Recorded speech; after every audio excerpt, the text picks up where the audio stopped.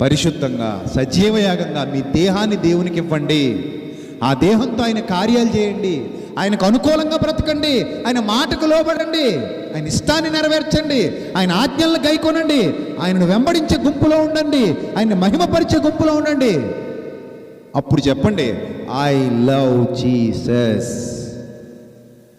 Yes, I love Jesus. అపోస్తలులు అలాగే చెప్పారు, ఐ లవ్ జీసస్ అన్నారు. ఐ లవ్ జీసస్ అని వాళ్ళు ఏం చేశారు తెలుసా? వాళ్ళ కుటుంబాలను కూడా పక్కన పెట్టేవారు ప్రభువు కోసం. అలా కుటుంబాన్ని వదిలేశారని కాదు. ఫస్ట్ ప్రియారిటీ ఎవరికి? ప్రభువుకి. తర్వాతే కుటుంబం, ప్రభు తర్వాతే కుటుంబం, ప్రభు తర్వాతే ఎవరైనా. చివరికి వాళ్ళ స్థాయి ఏంటంటే, ప్రియమైన దేవుని ప్రజలారా, ప్రభు తర్వాతే ప్రాణమైన. What a wonderful love. ప్రభు తర్వాతే ప్రాణమైన. ఎవడైనను నన్ను వెంబడించి ఇంటినైనను భార్యనైనను తల్లిదండ్రులైనను అక్క